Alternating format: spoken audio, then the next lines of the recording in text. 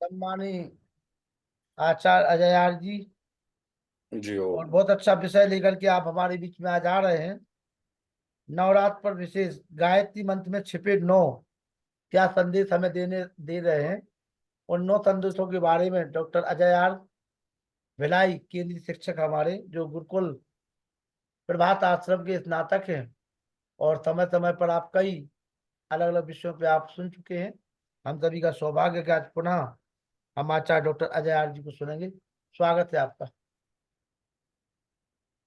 ओम भद्रं कर्णेभिः शृणुयाम देवा भद्रं वस्येमाक्षभिर्यत्राः स्थिरैरङ्गैस्तुष्ट्वागुंसस्तनूभिर्व्यसेमहि देवहितं यदायुः।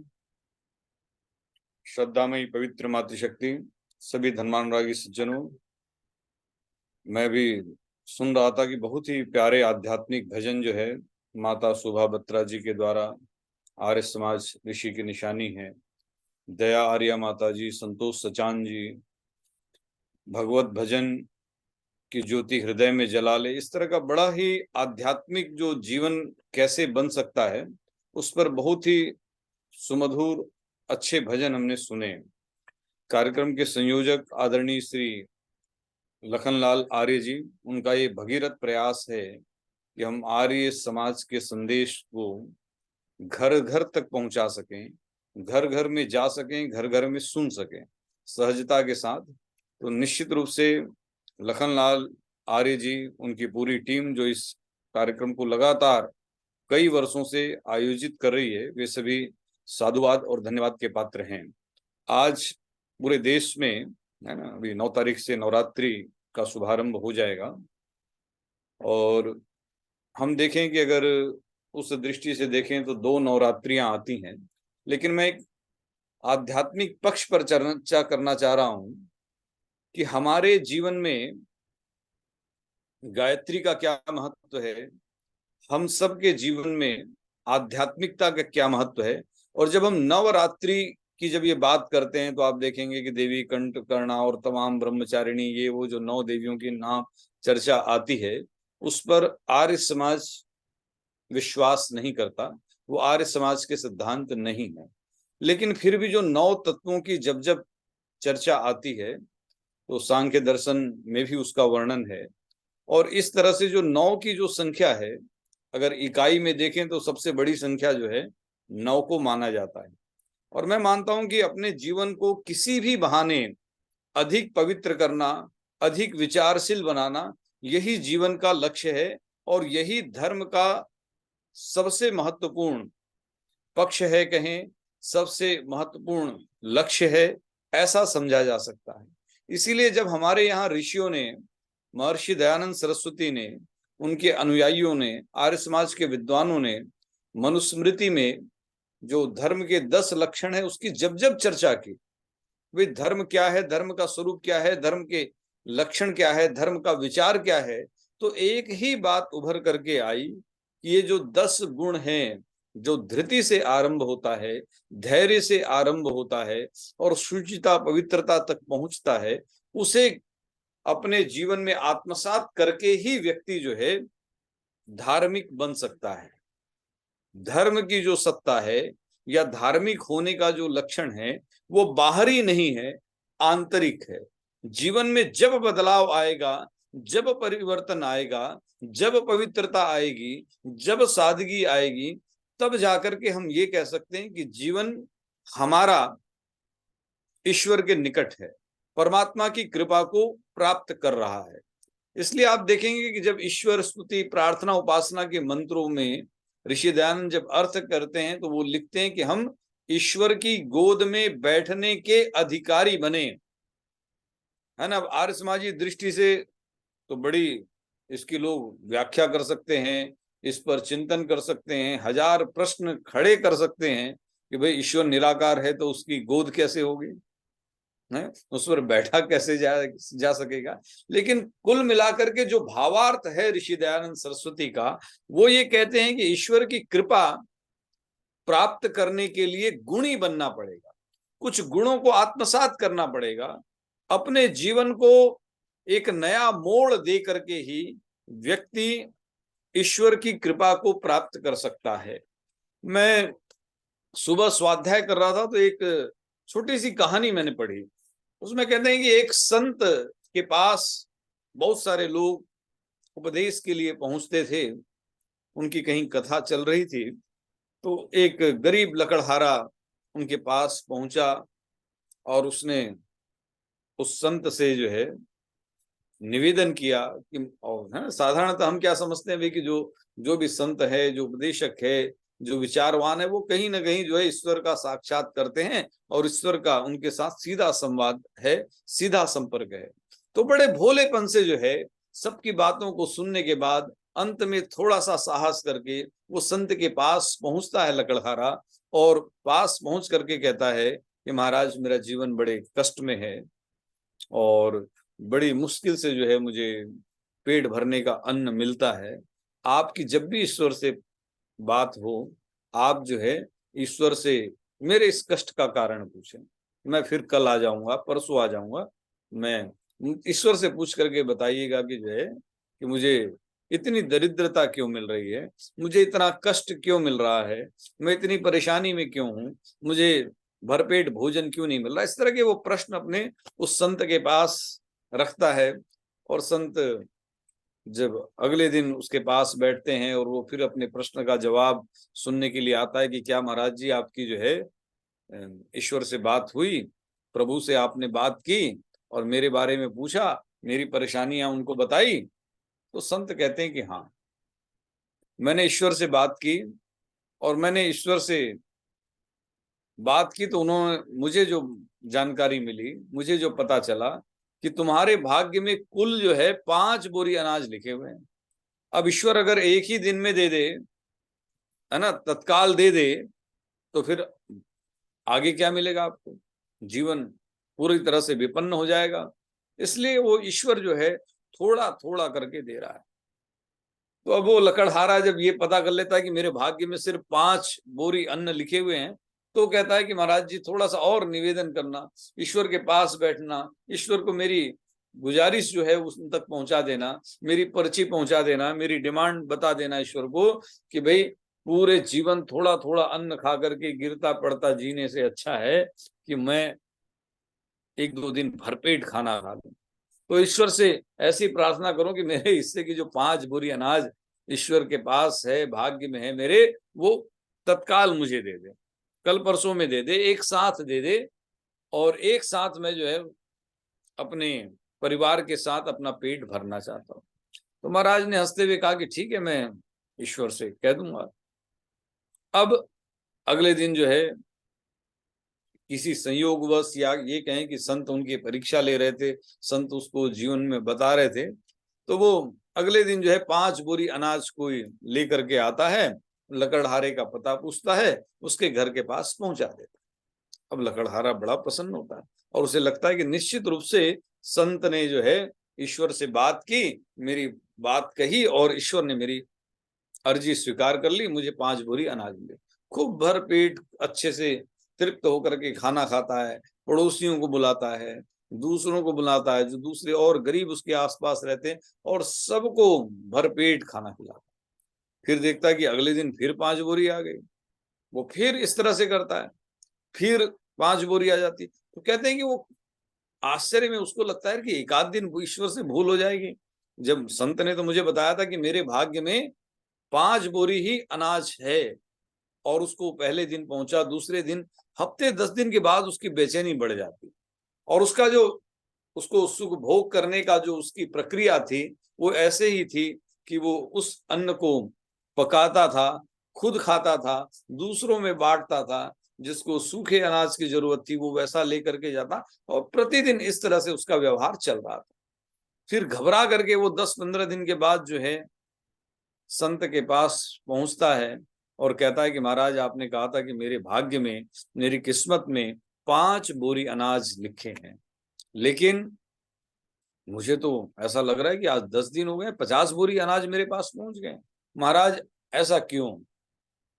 तो वो संत जो जवाब देते हैं, हो सकता है कि हम इसका मुखौल उड़ाएं, हो सकता है कि हमें तर्क संगत ये बातें नहीं लगें, लेकिन आध्यात्मिक दृष्टि से जब आप चिंतन करेंगे तो हमारे जीवन में ईश्वर की व्यवस्था, ईश्वर का विधान, ईश्वर की प्रक्रिया कैसी है, उसका कर्मफल देने का विधान कैसा है, उस पर थोड़ी सी हमारी समझ जो है बनेगी। इस दृष्टि से मैं इस कथा को आपको सुना रहा हूं। तो फिर वो संत जो जवाब देते हैं वो बड़ा अद्भुत।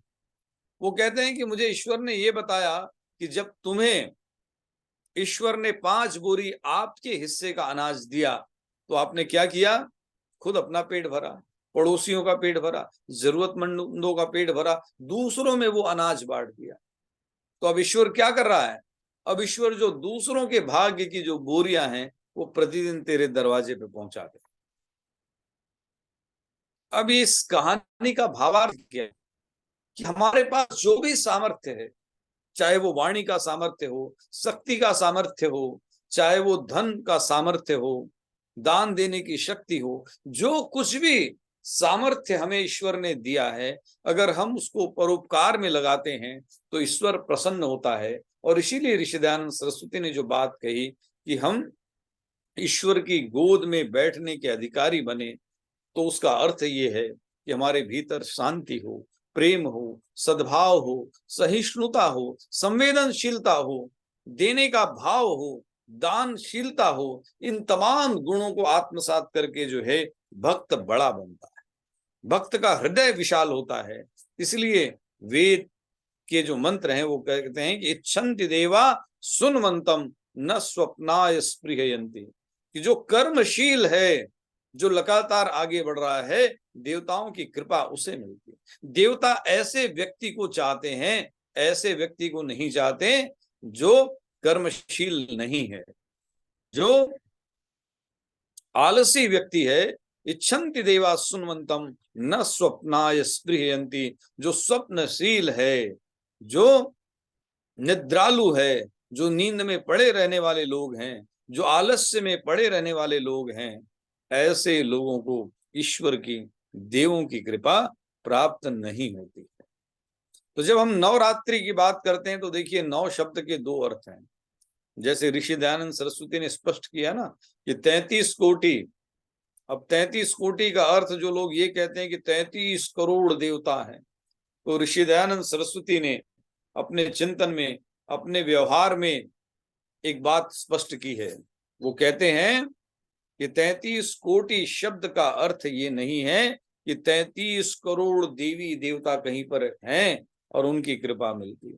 वो कहते हैं कि 33 प्रकार के देवता हैं, और उन्होंने स्पष्ट किया कि 8 वसु, 11 रुद्र, है ना, 12 वसु, ये 30 मिलकर के हुए 31 हुए, इंद्र और प्रजापति ये मिलकर के 33 देवता हैं। तो इस प्रकार से 33 कोटि देवताओं का आह्वान किया जाता है, या 33 कोटि देवताओं की कृपा को प्राप्त किया जाता है। लेकिन कोटि शब्द का अर्थ है ना, संख्यावाची शब्द में अगर हम जाएंगे तो शतम का अर्थ हो गया 100, सहस्र का अर्थ हो गया 1000, लक्ष का अर्थ हो गया लाख, और कोटि का अर्थ हो गया करोड़। लेकिन जब हम सामान्य भाषा में शाब्दिक अर्थ में जाएंगे तो कोटि का अर्थ होता है प्रकार, कि जैसे मैंने कहा कि यह उच्च कोटि का व्यक्ति है, इसके विचार बड़े उच्च कोटि के हैं।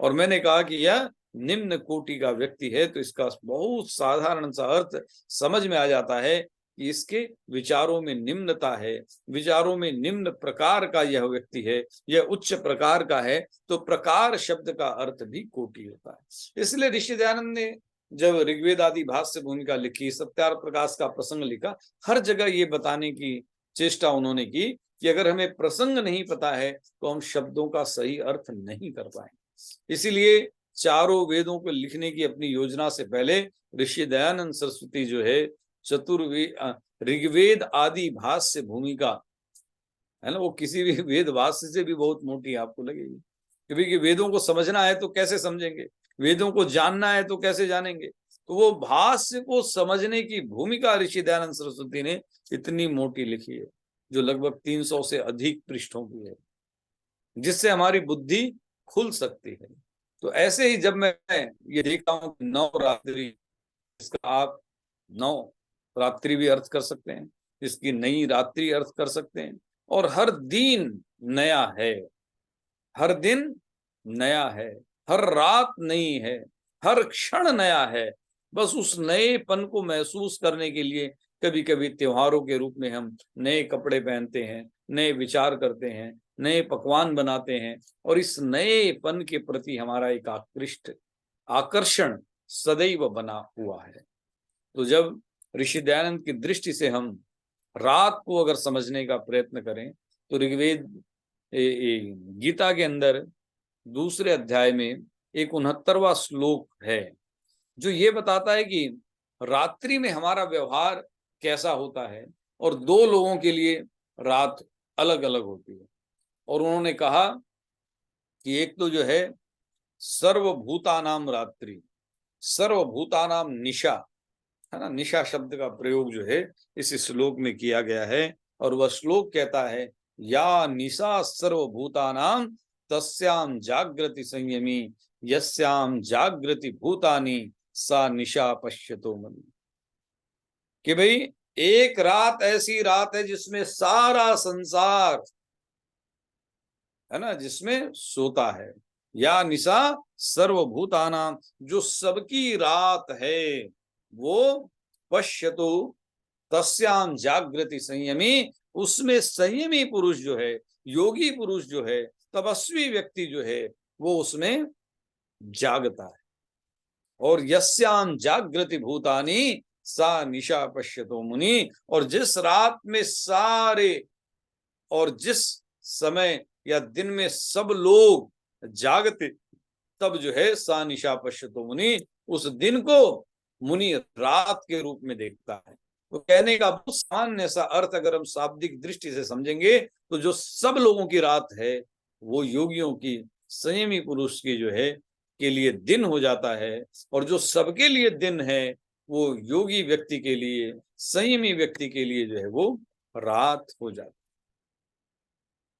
है ना। तो रात और दिन का ये फेर है।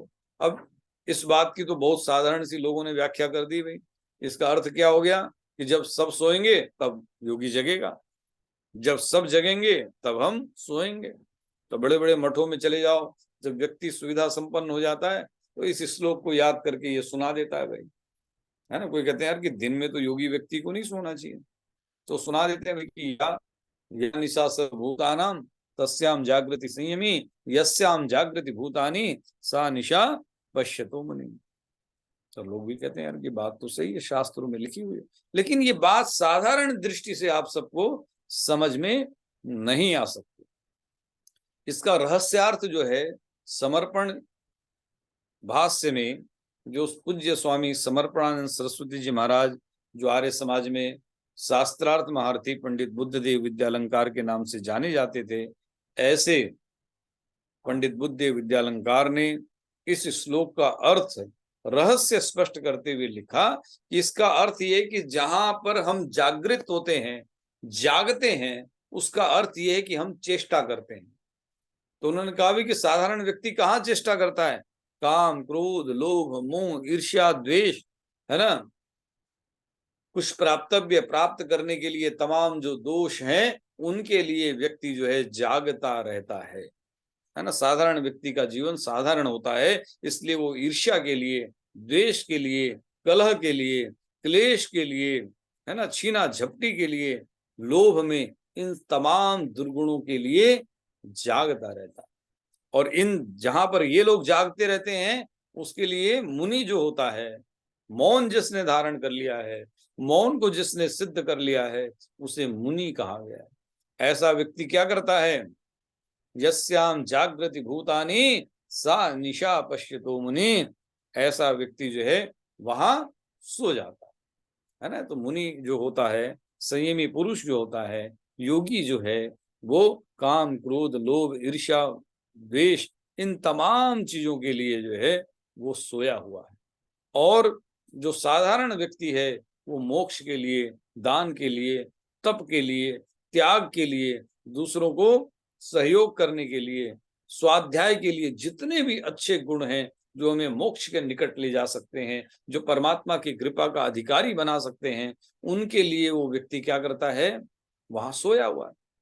तो वहां जहां पर साधारण व्यक्ति जिस जिसके लिए चेष्टा नहीं कर रहा है, प्रयत्न नहीं कर रहा है, उसके लिए संयमी कर रहा है। और जिस चीजों के लिए संयमी व्यक्ति प्रयत्न कर रहा है, प्राप्त करने की कोशिश कर रहा है, उसके लिए साधारण व्यक्ति सो रहा है। तो ये नींद, रात और दिन का जो गणित है, वो पंडित बुद्ध विद्यालंकार ने, पूज्य स्वामी समर्पणानंद सरस्वती जी महाराज ने अपने गीता भाष्य में इस ढंग से उसकी व्याख्या की। और अगर हम नवरात्रि की कल्पना करें पौराणिक, एक बार मुझसे, मैं एक जगह बोल रहा था, तो मुझसे किसी ने पूछा भाई कि जो है कि जी आप पौराणिकों का खंडन करते हैं, सुना हमने आर्य समाजी लोग जो है कि आप पौराणिक नहीं हो, कि आप पुराणों को नहीं मानते हो। तो मैंने एक बात कह दी कि आर्य समाजी सबसे बड़े पौराणिक होते हैं। और ये अगले दिन जो है बाकी बातें तो छपी नहीं, ये हेडिंग समझ गए कि आर्य समाजी सबसे बड़े पौराणिक होते हैं। तो बहुत सारे जो आर्य समाजी चिंतक थे, विचारक थे, अधिकारी थे, जो जानकार थे, उन्होंने फोन किया मुझे, बोले आचार्य जी आपने तो भाषण गलत दे दिया। मैंने कहा कैसे गलत दे दिया भाई? बोले कि उसमें हेडलाइन छपी हुई है कि आर्य समाजी पौराणिक होते हैं, सबसे बड़े पौराणिक होते हैं, ये तो बात गलत है। तो मैंने कहा नहीं, तो ये तो बात ऋषि दयानंद सरस्वती ने लिखी है, मैंने तो नहीं लिखी। तो बोले नहीं जी ऐसा नहीं हो सकता, हमारा तो पौराणिकों से मतलब जो है जन्म जन्मांतर का बैर है, जैसा हम लोग व्याख्या करते हैं जो है आर्य समाजी लोग। तो मैंने उनसे कहा कि देखिए, जो पूरा मैंने व्याख्यान वहां पर दिया था और समझाया था, उसमें मैंने ये कहा कि अगर आपने सत्यार्थ प्रकाश के बाद ऋषि दयानंद सरस्वती ने जो बात लिखी है कि भाई पुराण क्या है, तो ऋषि दयानंद क्या कहते हैं, जिन्हें तुम पुराण समझते हो वो पुराण नहीं है, वो नवीन है। क्यों? क्योंकि पुराणों का अगर आप इतिहास देख लो तो 14वीं शताब्दी तक पुराण लिखे गए हैं, मतलब बड़ी मुश्किल से 800-1000 साल पुराने हैं वो। तो ऋषि दयानंद सरस्वती क्या कहते हैं कि वेद ही पुराण हैं, और वेद को मानने वाला क्या कहलाएगा? पौराणिक कहलाएगा कि नहीं? और हमारे जो वेद हैं वो क्या है, 1 अरब 96 करोड़, लगभग 2 अरब वर्ष पुराने। जितनी सृष्टि पुरानी है उतना पुराना हमारा ज्ञान है, उतनी पुरानी हमारी आस्था है, उतना पुराना हमारा विश्वास है। तो ये मानिए कि आर्य समाजियों से पुराना कोई भी नहीं है, आर्य समाजियों के सिद्धांतों से पुराना कुछ नहीं है। इसीलिए ऋषि दयानंद सरस्वती बार बार आगाह करते हैं और कहते हैं कि मेरे जीवन का उद्देश्य कोई भी नवीन पंथ चलाना नहीं है, ब्रह्मा से लेकर के जैमिनी पर्यंत, है ना, जो ऋषियों की, मनीषियों की जो चिंतन धारा है, बस उसी चिंतन धारा के अनुरूप मैंने आर्यों के सिद्धांत, आर्यों के सत्य, आर्यों के विचार सत्यार्थ प्रकाश में जो है प्रकाशित किए हैं, जिसे मानना, जानना हम सब आर्यों का परम कर्तव्य है। तो इस दृष्टि से देखा जाए तो जितनी भी परंपराएं हैं वो किसी भी रूप में कलुषित हो गई हों, और हम ये कहें ना कि, तो मैं बड़ी फक्र के साथ ये बात कहता हूं कि ऋषि दयानंद सरस्वती ने पुराण की जो व्याख्या की है, उस दृष्टि से हम सबको ये मानना चाहिए कि हम पौराणिक हैं, और जो दूसरे लोग जो अपने आप को पौराणिक कहते हैं वो नवीन है। तो अब ये बात आती है कि भाई कि हम नवरात्रि को कैसे मनाएं। भाई आप देवी की उपासना नहीं करना चाहते, मत कीजिए। एक जगह मैं व्याख्या भी पढ़ रहा था भाई कि नवरात्रि में 9 ही क्यों है, तो उन्होंने, किसी ने व्याख्या लिखी है कि हमारे जीवन में 3 तरह के गुण है ना, आप सभी ने पढ़ा होगा, सत्व गुण, रजोगुण, तमोगुण। तो बोले, उन्होंने बोला भाई कि जो है 3 दिन की जो साधना है शुरू की जो है वो तमोगुण की है, फिर 3 दिन रजोगुण की है, फिर 3 गुण सतोगुण की है।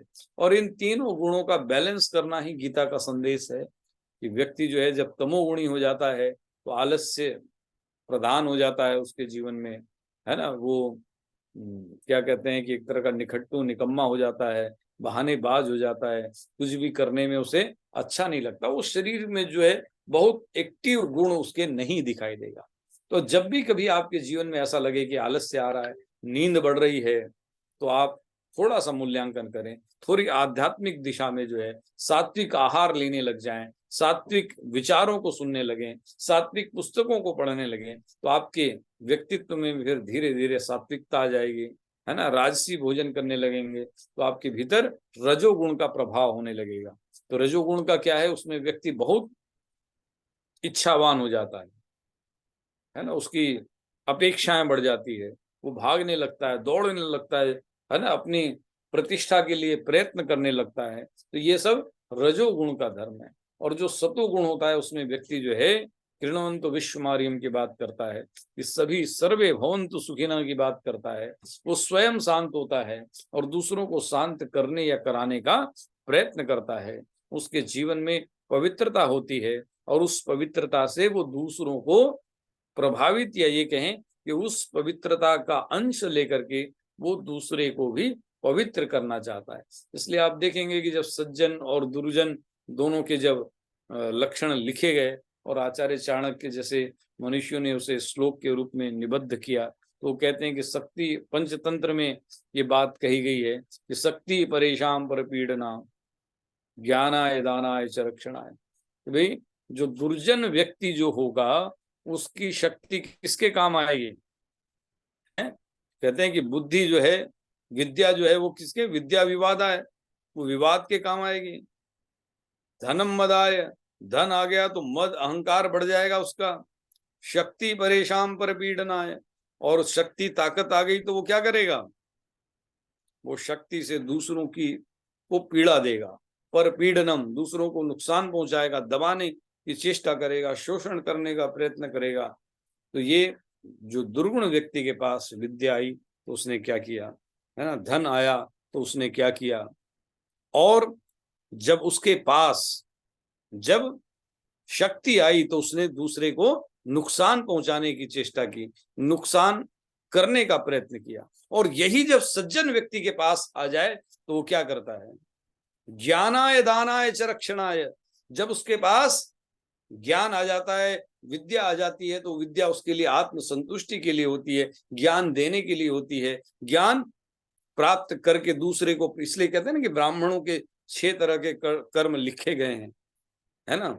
अब वो देखिए कि ब्राह्मण किस तरह के ब्राह्मण ब्राह्मण हैं।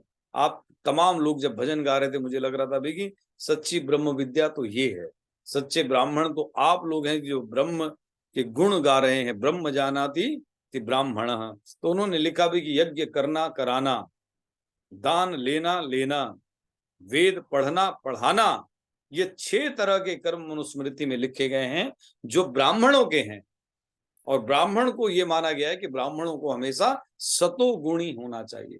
तो जब आप भी जाएं कि मैं ब्राह्मण हो जाऊं, मैं सतोगुणी हो जाऊं, तो आपको इन 6 कर्मों की तरफ जो है प्रयत्नशील होना होगा कि आप खुद पढ़ें, स्वाध्याय करें, स्वाध्यायशील बने, और जो ज्ञान अर्जित किया है वो दूसरों को अपने पढ़ाने का प्रयत्न करें, है ना। एक स्वामी दीक्षानंद जी महाराज जो थे वो बड़ी अच्छी बात एक व्याख्या में कहते थे, साठा और पाठा के साथ। मैं देख रहा था कि तमाम जो माताएं हैं, हमारी बुजुर्ग माताएं हैं, है ना, बड़े जो लोग जुड़े हुए हैं, लोग जो है वो रिटायर्ड होंगे, उनके घरों में पोते होंगे, नाती होंगे, है ना। तो आप लोगों का दायित्व कर्तव्य जो है संतानों के निर्माण के प्रति अधिक हो जाता है। तो वो ये कहते थे कि जब एक 8 वर्ष का बच्चा या पोता जो है उधर से अपने घर से निकलता है, क्योंकि ये कहा गया है कि 8 वर्ष के बाद बच्चे को घर में रहने का अधिकार नहीं है, उसे गुरुकुल चले जाना चाहिए, उसे पढ़ने के लिए चले जाना चाहिए। और वानप्रस्थ जब हो गया, है ना, जब 50 वर्ष के बाद जो है घर में नहीं रहना चाहिए, घर में रह रहा है तो वानप्रस्थ की तरह से रहे, निर्विकार होने की चेष्टा करता रहे कि मेरे जीवन में मद का, मोह का, है ना, द्वेष का, ईर्ष्या का स्थान ना हो। ऐसे जीवन को बना करके वो वानप्रस्थ जीवन जीता है 25 वर्ष, और फिर 75 वर्ष के बाद जो है वो घर से बाहर निकल जाता है, वो वानप्रस्थ से भी बाहर हो जाता है, वो सारी दुनिया का हो जाता है। तो स्वामी दीक्षानंद जी सुनाते थे कि 50 वर्ष के बाद जो है उधर से एक दादा निकल रहा है, इधर से एक पोता आ रहा है, दोनों की मुलाकात एक चौक चौराहे पे होती है, वो उसकी उंगली पकड़ता है। बड़े अच्छी वो व्याख्या किया करते थे। फिर गुरुकुल में ले जा करके उसको पढ़ाता है।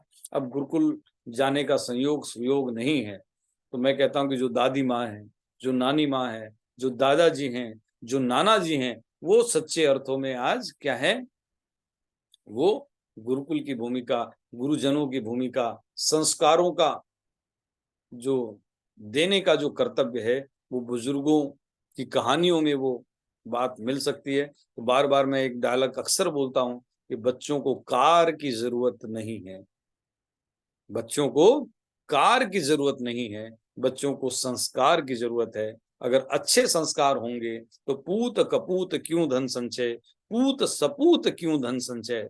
तो मेरा ये जो बातें मैंने कही आपसे कि जीवन को हम बदलाव की ओर ले चलें, नएपन की ओर ले चलें, रात को समझें, जो रात है वो उसे दिन बनाएं, जो दिन है उसे रात बनाएं, अच्छे गुण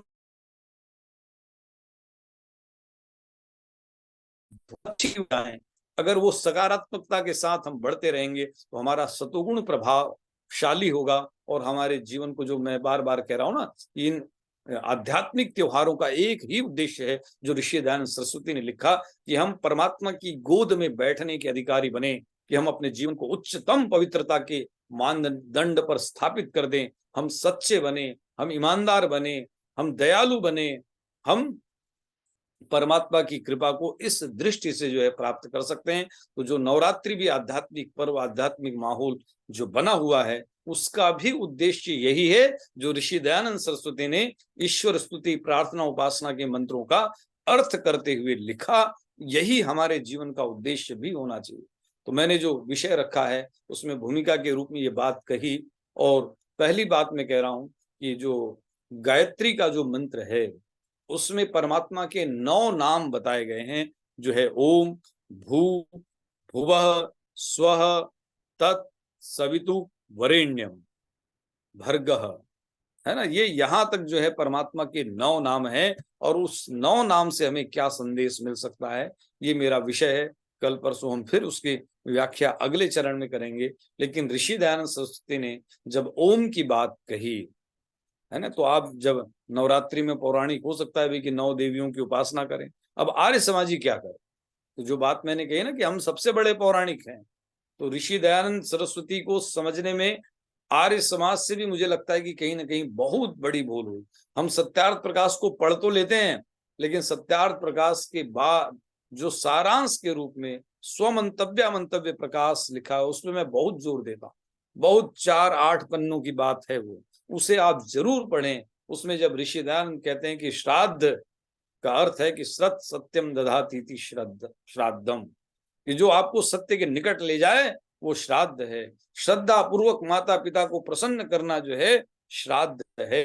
अपने कर्मों से माता पिता को तृप्त करना जो है तर्पण है। अगर वो आज के आर्य समाजियों की तरह से होते, जैसे मैं अपने बहुत से विद्वान मित्रों को देखता हूं, कोई भी बात आती है वो क्या कहते हैं कि नहीं, श्राद्ध नहीं करना है, यहां से बात शुरू करते हैं। नहीं, तर्पण आर्य समाज नहीं मानता, देव पूजा आर्य समाज नहीं मानता, तीर्थ आर्य समाज नहीं मानता। हम नहीं नहीं नहीं कह करके, है ना, कि मैं अक्सर कई बार ये एग्जाम्पल देता हूं कि जब आप किसी ऑफिशियल विजिट में जाते हैं तो आपको एक गाइडलाइन मिलती है, डज एंड डोंट, कि क्या करना है क्या नहीं करना है। आर्य समाजियों को भी ऋषि दयानंद सरस्वती ने 2 तरह की लिस्ट दी थी कि भाई क्या नहीं करना है और क्या करना है। लेकिन हम सब से कहीं ना कहीं चूक हो गई है और हम सबके हाथ में वो पर्ची आ गई जिसमें ये लिखा था कि डोंट क्या क्या नहीं करना है। जबकि ऋषि दयानंद अद्भुत तरीके से कहते हैं कि श्राद्ध वो नहीं है जो माता पिता के मरने के बाद गंगा पहुंचा करके किसी को आप भोजन करा देते हैं, किसी को आप दान दे देते हैं। ये श्राद्ध नहीं है। सच्चा श्राद्ध क्या है? सच्चा श्राद्ध ये है कि माता पिता के पास मैं श्रद्धा पूर्वक बैठूं और श्रद्धा के साथ नमन करके जो है उनकी बातों को सुन लूं। बस इतने से जो तृप्ति मैंने दे दी वो तर्पण हो गया, वो श्राद्ध हो गया। ऐसे ही मैं निवेदन करना चाहता हूं कि जब हम चर्चा 9 दिन करेंगे तो परमात्मा के 9 नामों का जो संदेश है क्या है, ये इस पर मैं चर्चा करूंगा। आज जो पहली जो बात है, पहला जो सूत्र है वो है ओम। ओम को ऋषि दयानंद सरस्वती ने जब गायत्री मंत्र का अर्थ लिखा तो वो लिखते हैं कि ओम अर्थात परमात्मा का मुख्य नाम।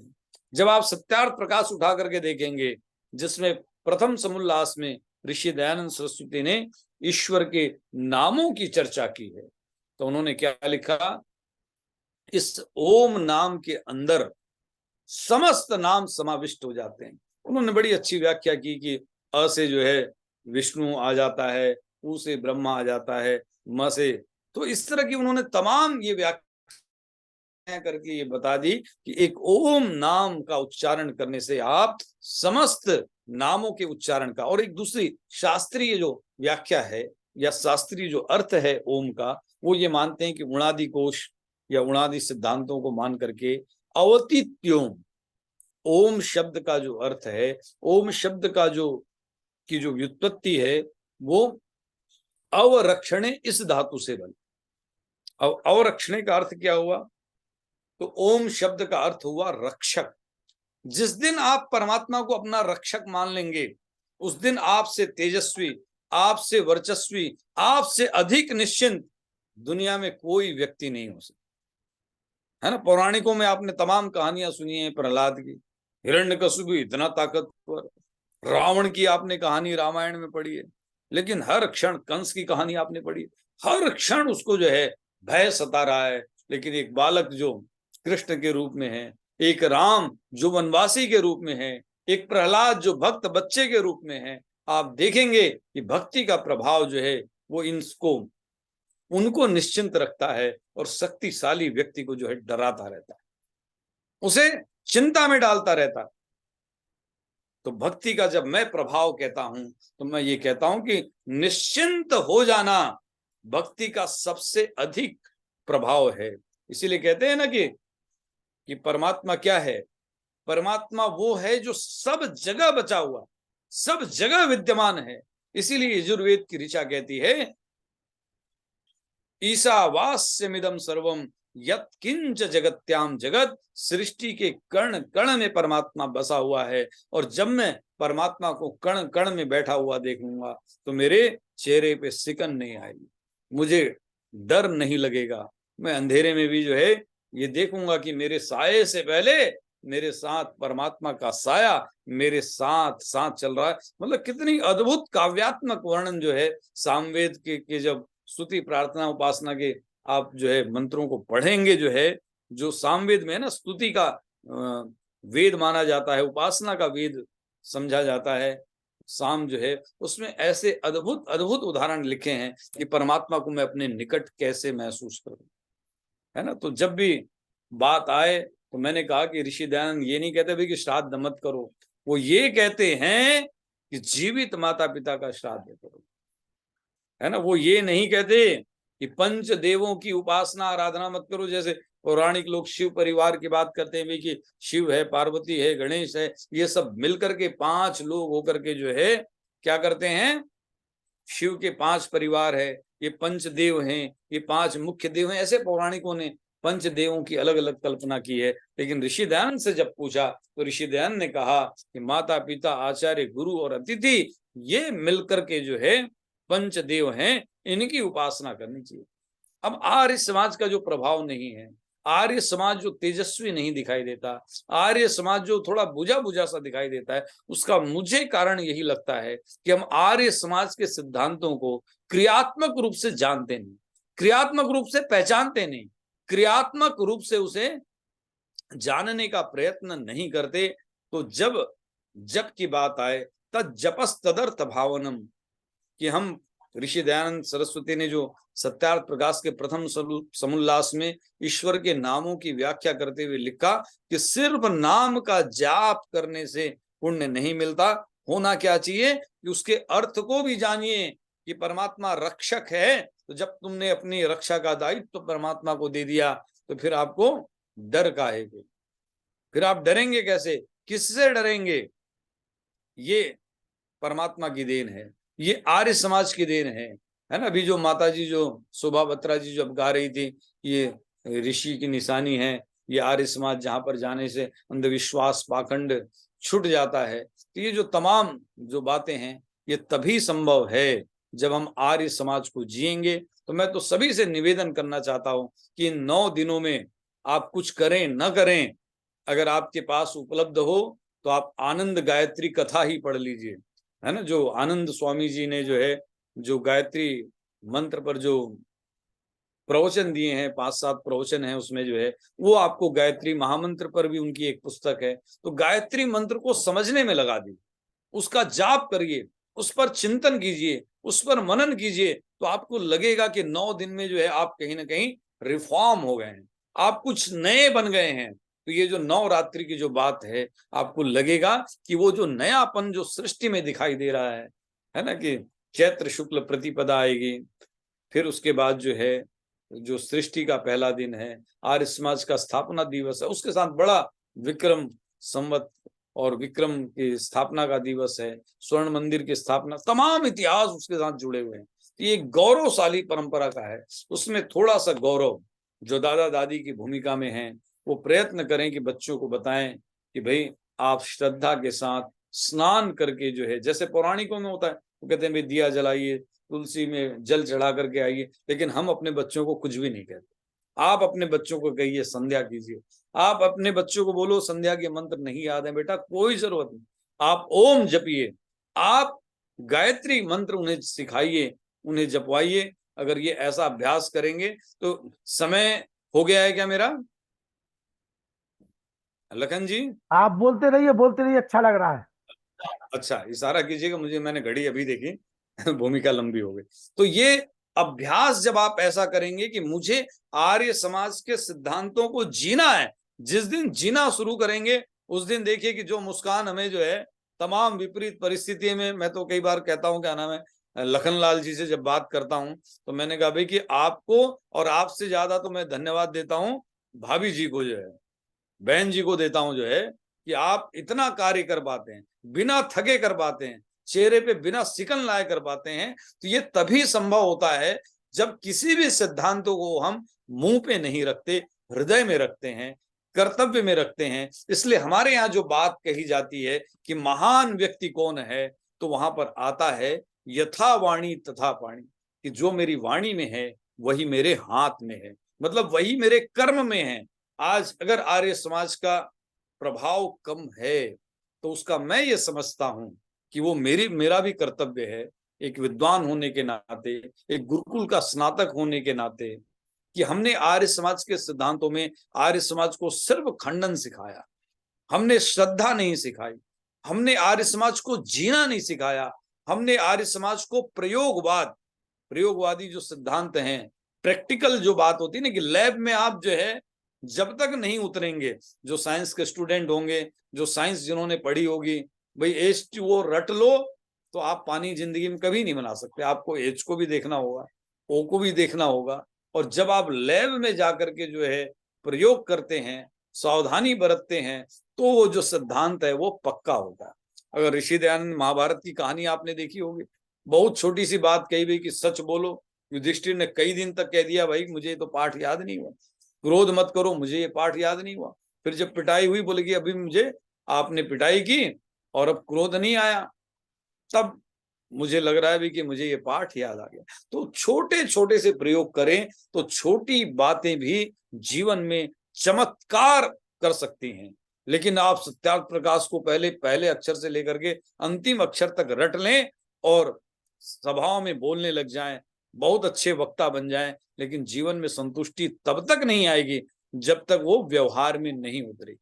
इसलिए मैं आप सबसे निवेदन करना चाहता हूं कि नवरात्रि में नए बनिए, नए बनने का संकल्प लीजिए, थोड़ी सी निंदा छोड़ने का संकल्प लीजिए, ईर्ष्या से ऊपर उठिए, द्वेष से ऊपर उठिए, है ना, क्योंकि गीता में ये बात कही गई है, त्रिविधम नरकस्येदम द्वारम नाशनम आत्मनः, कि 3 नरक के द्वार हैं, काम है, क्रोध है, लोभ है। जब हमारी उम्र बढ़ गई है तो हमें निश्चित रूप से काम से, क्रोध से, लोभ से थोड़ा सा ऊपर उठने का प्रयत्न करना चाहिए, वैराग्य का अभ्यास करना चाहिए। तो नवरात्रि एक नया संकल्प लेकर के आया है। नवरात्रि में पूरा माहौल अध्यात्म का बना हुआ है, परिवर्तन का है, सृष्टि के निर्माण का दिवस है। तो कम से कम हम अपने जीवन का निर्माण करें और बहुत जटिल किताबों को मत पढ़िए, सिर्फ ईश्वर स्तुति प्रार्थना उपासना के 8 मंत्रों का प्रतिदिन एक मंत्र का स्वाध्याय कीजिए, 8 मंत्र आपके निकल जाएंगे। एक एक दिन टास्क रखिए जो है कि इसमें कौन सी नई बात है, कभी कुछ प्रश्न लेकर के आइए, कभी लखन जी को जो है जब ये प्रवचन हो इसके बाद हो तो आप बता दीजिए भी कि आज मैंने स्वाध्याय किया था, जो भी विद्वान जुड़ेंगे उनसे मेरा ये प्रश्न रखिएगा। और उसे जब आप प्रयोग के साथ जिएंगे तो आपसे ज्यादा सुखी कोई नहीं होगा, आपसे ज्यादा आनंदित कोई नहीं होगा। और जब वो प्रसुल्लता, प्रहलाद, आनंद आनंद आपके का अतिरेक आपके हृदय में दिखेगा, तब आपको लगेगा कि आर्य समाजी बनने का फायदा क्या था। उसे सिर्फ गाने में, बजाने में, प्रवचन का हिस्सा बनाने से जीवन का उद्धार नहीं होगा। आर्य समाज का असली जो सिद्धांत है, असली जो ध्येय है, वो तब तक पूरा नहीं होगा जब तक उसे क्रियात्मक रूप से हम अपने हृदय में नहीं उतारें। तो थोड़ी सी बातें, मुझे बहुत सारी बातें आज कहनी थी, लेकिन भूमिका थोड़ी सी लंबी हो गई चूंकि मैंने घड़ी नहीं देखा, और मैं क्षमा चाहता हूं। और कल, आज की बात और कल की बात हम फिर कहेंगे कि मेरा उद्देश्य यही था कि जैसा मैंने आपसे गिनाया कि गायत्री मंत्र के अंदर जो है परमात्मा के 9 नाम हैं, और वो 9 नाम हमें एक नया 9 संदेश देते हैं, 9 तरह की उतार चढ़ाव से उबरने की बात करते हैं, अपने व्यवहार में, अपने स्वभाव में नए तरह का परिवर्तन लाने की बात करते हैं। इस 9 सोपान को 9 दिन में हम चढ़ करके जो है अपने जीवन को बहुत ऊंचा उठा सकते हैं। तो मैं लखन जी का बहुत बहुत आभार प्रकट करता हूँ, धन्यवाद करता हूँ कि उन्होंने जो है मुझे। आइए सम्मानित मनोज गुलाटी जी। नमस्कार जी, धन्यवाद लखन जी, बहुत बहुत शुक्रिया आपका, बहुत बहुत धन्यवाद। आज आपने जो सिखा बताया शास्त्री जी ने, हम यही बात कर रहे थे कि जो चीज हमें व्यवहार में नहीं लाएंगे तब तक हम कुछ नहीं कर पाएंगे, क्योंकि व्यवहार ही सब कुछ है। जो आप हमें समझाते हैं, सिखाते हैं, जब तक व्यवहार में नहीं आएगा हम कुछ नहीं कर पाएंगे। बिल्कुल, ये आज सुबह से इसी बात पे ही बहस चल रही थी मेरी किसी से। तो हम लोग कई बार तो हम सोचने की शक्ति और ज्यादा बढ़ जाती है, लेकिन व्यवहार में नहीं ला पाते। यही सबसे आज आपने सिखाया। बहुत बहुत धन्यवाद शास्त्री जी, लखन जी, आपकी ये क्लास बहुत ही अच्छी और बहुत ही उत्तम है। आप बहुत आगे जा रहे हैं, धन्यवाद आपका, हृदय से धन्यवाद। बहुत बहुत आभार सम्मानित मनोज गुलाटी जी, एमडीएस मसाले। आइए, किसी का कोई प्रश्न हो तो पूछ सकता है। देविल सिंह जी बड़े भैया जुड़े हुए हैं, मैं चाहता हूँ देविल सिंह भैया जी का आशीर्वाद मिल जाए हमें। देविल सिंह जी, देविल सिंह जी, मेरी आवाज सुन पा रहे हैं देविल सिंह जी? चलिए, देविल सिंह जी तक मेरी आवाज नहीं पहुंच रही है। देवेंद्र कुमार अग्रवाल जी, 2 शब्द कहें। ममता जी, वेद प्रकाश जी, गुरुकुल एटा ये स्नातक हैं, बरेली में प्रोफेसर है। आइए वेद प्रकाश शर्मा जी, आप जल्दी सुन लेते हैं शांति पाठ।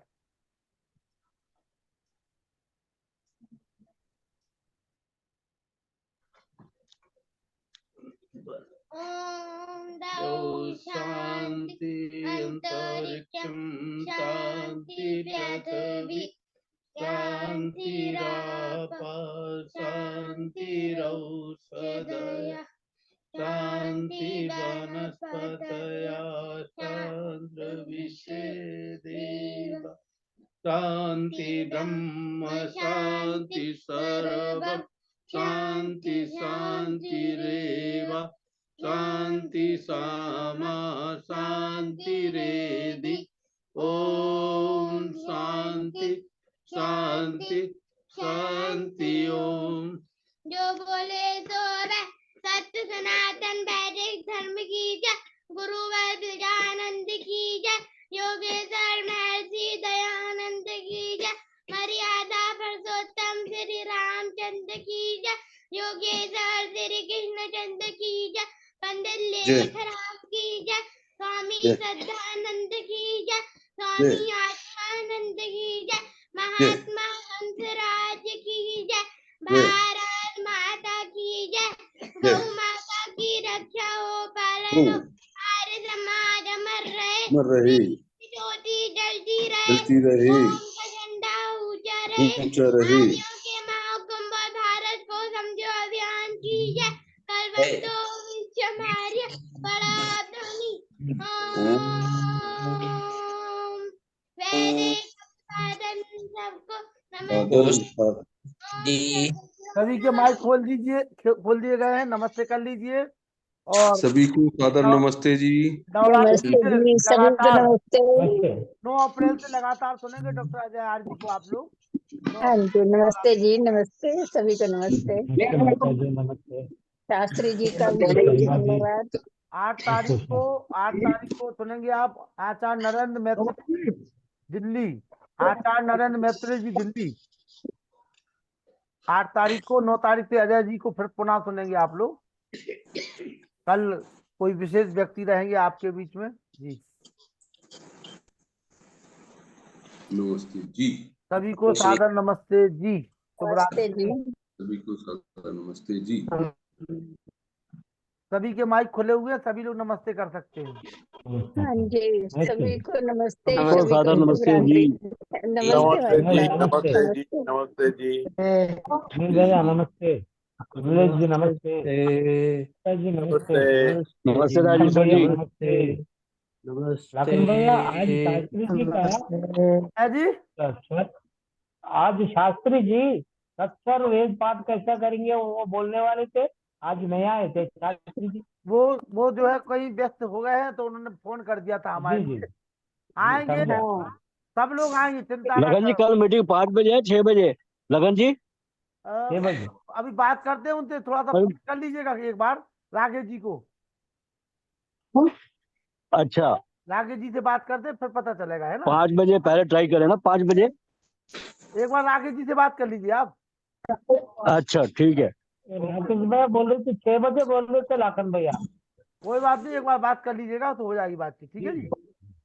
जी ओके जी, नमस्ते नमस्ते भैया। नमस्ते शास्त्री जी।